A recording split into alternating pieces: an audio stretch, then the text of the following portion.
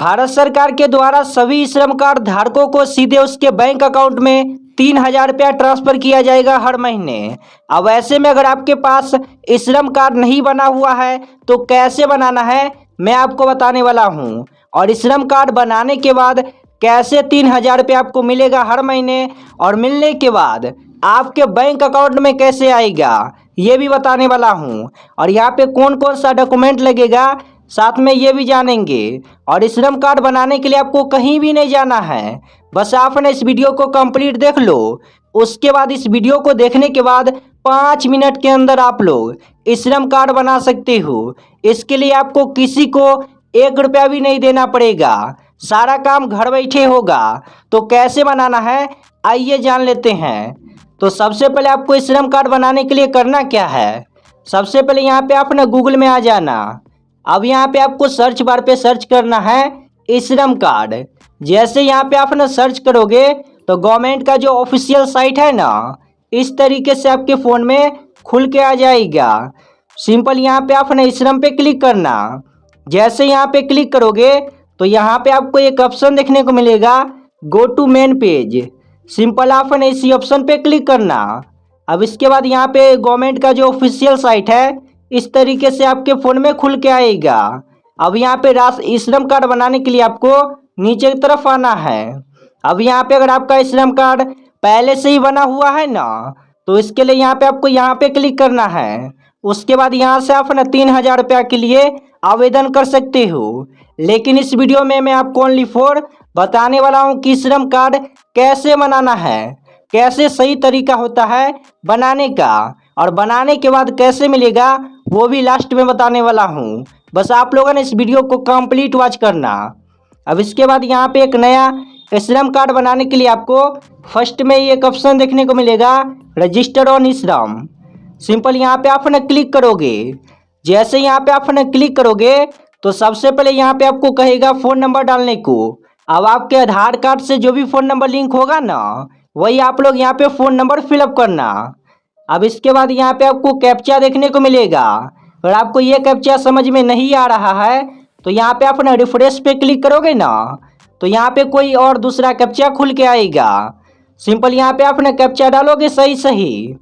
इसके बाद यहाँ पे आप ना दोनों बॉक्स को नो पे क्लिक करना। इसके बाद यहाँ पे आपको सेंड OTP के बटन पे क्लिक करना है। अब इसके बाद यहाँ पे जो भी फ़ोन नंबर फिलअप किए हो उस मोबाइल नंबर पे अभी 6 डिजिट का OTP आएगा। सिंपल आप अपने फ़ोन के SMS को ओपन करना और वहाँ पे OTP गया होगा श्रम कार्ड के तरफ से। सिंपल यहाँ पे आप OTP डाल के सबमिट के बटन पे क्लिक करोगे और यहाँ पे भी आपको ना कहेगा कैप्चा फिलअप करने को। तो यहाँ पे आप कैप्चा डाल के सबमिट पे क्लिक करना। इसके बाद यहाँ पे आपको कहेगा आधार KYC कंप्लीट करने को। यहाँ पे आपको ना घबराना नहीं है, सिंपल आप ना देखते जाना इस वीडियो को। अब इसके बाद यहाँ पे आधार KYC कंप्लीट करने के लिए यहाँ पे आप ना नीचे की तरफ आओगे। अब इसके बाद यहाँ पे आप ना 2 तरीके से KYC कंप्लीट कर सकते हो। सबसे पहले तो यहाँ पे वर्चुअल ID नंबर से और दूसरा यहाँ पे आधार नंबर से। और आपके पास वर्चुअल ID नंबर नहीं है ना तो आपको घबराना नहीं है, सिंपल आप ना आधार कार्ड नंबर से KYC कंप्लीट कर सकते हो। इसके लिए सिंपल यहाँ पे आप है ना आधार नंबर पे क्लिक करोगे यहाँ पे। इसके बाद यहाँ पे आपको अपना फुल आधार कार्ड नंबर फिलअप कर देना है 12 डिजिट नंबर। इसके बाद यहाँ पे अपना फिंगरप्रिंट यहाँ पे OTP के थ्रू कंप्लीट कर सकते हो। तो सिंपल यहाँ पे आप OTP के बगल पे क्लिक करना। अब इसके बाद यहाँ पे आपको कैप्चा देखने को मिलेगा। सिंपल आप ना इसी कैप्चा को इस बॉक्स में फिलअप कर देना। इसके बाद यहाँ पे आपको कहेगा टर्म्स एंड कंडीशन टिक करने को। तो यहाँ पे आप ना टर्म्स एंड कंडीशन को टिक करने के बाद सबमिट के बटन पे क्लिक कर देना। अब इसके बाद यहाँ पे आपके आधार कार्ड से जो भी फ़ोन नंबर रजिस्टर्ड होगा उसी पे OTP आया होगा। सिंपल आप ना फ़ोन के SMS को ओपन करना और वहाँ पे OTP आया होगा श्रम कार्ड के तरफ से। सिंपल यहाँ पे आप ना OTP में डालोगे। इसके बाद यहाँ पे आपको ये जो कैप्चा दिख रहा है ना इस बॉक्स में कैप्चा को फिलअप करने के बाद वैलिडेट के बटन पे क्लिक कर देना। जैसे यहाँ पे क्लिक करोगे तो आपका जो है ना एप्लीकेशन आगे बढ़ जाएगा। सिंपल यहाँ पे आपको कुछ भी नहीं करना है, सिंपल यहाँ पे अपना नीचे की तरफ आना अब यहाँ पे आपको एक ऑप्शन दिया गया है continue to enter other detail. Simple आपको इसी वाले ऑप्शन पे क्लिक करना है। अब यहाँ पे सबसे पहले आपको श्रम कार्ड बनाने के लिए प्रोफेशनल यहाँ पे इंफॉर्मेशन फिलअप करना पड़ेगा। सॉरी, यहाँ पे पर्सनल इंफॉर्मेशन यहाँ पे डालना पड़ेगा सबसे पहले। तो यहाँ पे आप ना नीचे की तरफ आना। अब यहाँ पे सबसे पहले आपको मोबाइल नंबर फिलअप करना पड़ेगा। यहाँ पे आप ना रजिस्टर्ड मोबाइल नंबर में डालना। इसके बाद यहाँ पे आपके पास है ना कोई दूसरा सिम है, अगर उसका भी नंबर है तो यहाँ पे आप ना इमरजेंसी मोबाइल नंबर में डाल भी सकते हो, लेकिन ये यहाँ पे ऑप्शनल है, नहीं भी डालोगे तो चलेगा। अब इसके बाद यहाँ पे आपको ईमेल आईडी डालना पड़ेगा। अब इसके बाद यहाँ पे आप सभी को ना मैरिटल स्टेटस सेलेक्ट करना पड़ेगा। यहाँ पे अगर आपका शादी हो गया है तो मैरिड वाले ऑप्शन को सेलेक्ट कर लेना। अगर आपका शादी नहीं हुआ है तो सिंगल को सेलेक्ट कर लेना। इसके बाद यहाँ पे मदर्स का फुल नेम फिलअप करना पड़ेगा। इसके बाद यहाँ पे सोशल कैटेगरी पे क्लिक करके यहाँ पे आपको बताना पड़ेगा आप किस कास्ट से बिलोंग करते हो। सिंपल यहाँ पे डाल देना क्लिक करके। इसके बाद यहाँ पे अगर आपको ब्लड ग्रुप पता है ना आपका, तो यहाँ पे फिलअप कर सकते हो।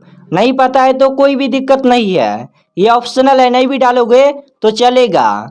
अब इसके बाद यहाँ पे सिंपल है नो पे क्लिक करके अब इसके बाद यहाँ पे आपको नीचे की तरफ आना है। अब यहाँ पे आप सभी को कहेगा नॉमिनी डिटेल फिलअप करने को।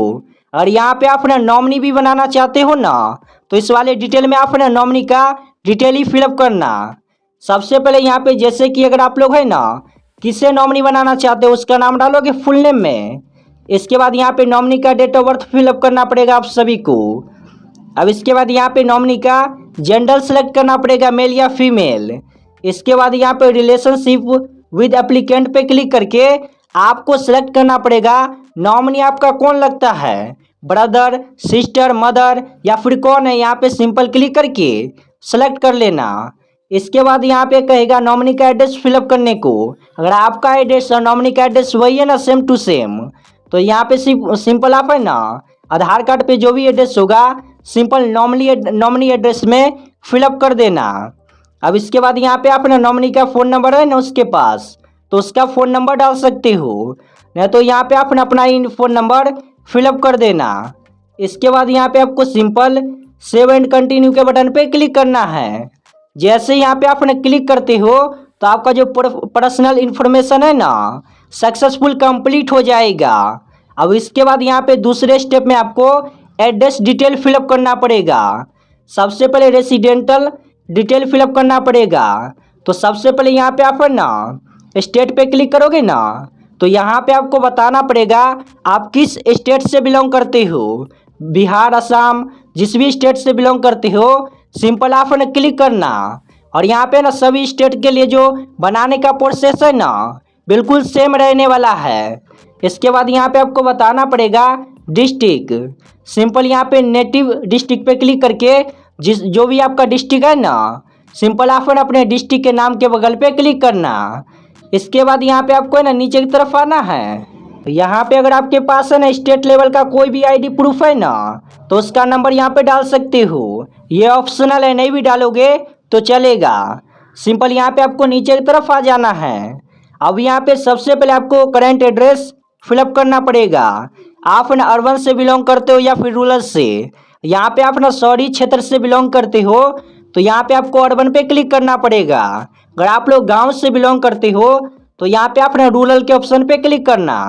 इसके बाद यहाँ पे आपके जो आधार कार्ड पे एड्रेस है ना 2 कॉपी यहाँ पे फिलअप कर देना।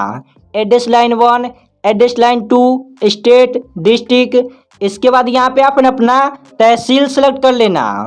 इसके बाद आपके एरिया का जो भी पिन कोड होगा ना सिंपल आपको पिन कोड में फिलअप कर देना है।